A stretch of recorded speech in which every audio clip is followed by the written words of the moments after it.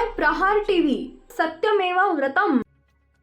राज्यसभेच्या एकूण 37 जागांसाठी निवडणूक कार्यक्रम जाहीर झालाय।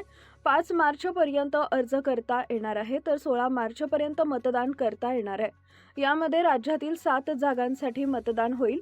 सर्वात महत्त्वाचं म्हणजे शरद पवार हे पुन्हा खासदार होणार का, याची चर्चा सुरू झाली आहे।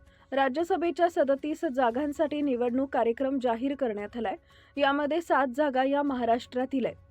महायुतीच्या वाट्याला 6 जागा तर 1 जागा महाविकास आघाडीच्या खात्यात येणार आहे। या एका जागेवर राष्ट्रवादी काँग्रेसचे ज्येष्ठ नेते शरद पवार यांना पाठवण्यात येणार का, याची चर्चा रंगली आहे। राज्यसभेसाठी 5 मार्चपर्यंत अर्ज करता येईल, तर 16 मार्चपर्यंत मतदान करता येणार आहे।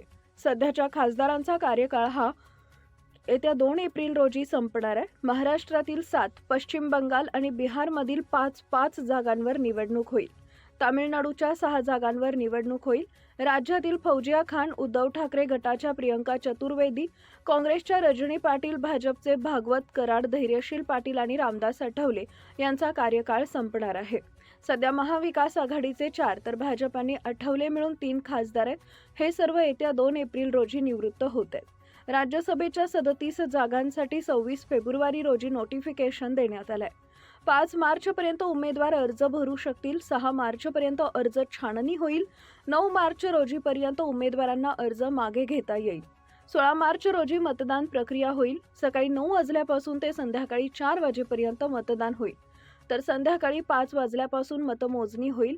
20 मार्चपर्यंत निवडणूक प्रक्रिया पूर्ण होतील। 2 वर्षांपूर्वी राज्यात 2024 मध्ये विधानसभा निवडणूक झाली। त्यात भाजपचे 131, एकनाथ शिंदे शिवसेनेचे 57, अजित पवार पक्षाचे 40 असे महायुतीचे एकूण 228 आमदार निवडून आले। अपक्षांचा पाठिंबा घेऊन राज्यसभेवर महायुतीचे 6 खासदार निवडून जातील।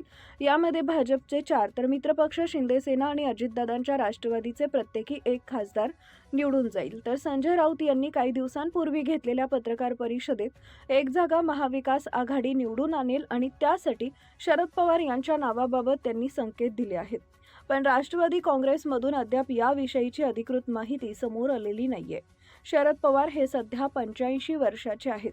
त्यांनी यापूर्वी राज्यसभेच्या निवडणूक लढवणार नसल्याचं म्हटलं होतं। शरद पवार यांना राजकारणात 50 वर्षांहून अधिक काळ लोटलाय। त्यांनी या काळात एकूण 14 निवडणूक लढल्या, त्यातील एकही निवडणूक ते हरले नाहीत। शरद पवार हे राज्याच्या राजकारणात सक्रिय आहेत। त्यांनी राज्यभर सभेवर जावं अशी अनेकांची इच्छा आहे। सध्या दोन्ही राष्ट्रवादींच्या दिशा विरुद्ध असल्याचं दिसतंय। अजितदादांचा पक्ष सत्तेत आहे, तर शरद पवारांचा पक्ष हा विरोधात आहे। सध्याची समीकरणं पाहता शरद पवार हे भाजपसोबत जाण्याची शक्यता कमीच असल्याचं मानलं जात आहे। त्यामुळे महाविकास आघाडीचा चेहरा म्हणून त्यांनी राज्यसभेवर जावं अशी अनेकांची इच्छा आहे। येत्या 2 मार्चपर्यंत ते राज्यसभेसाठी इच्छुक आहेत की नाही हे समोर येईल।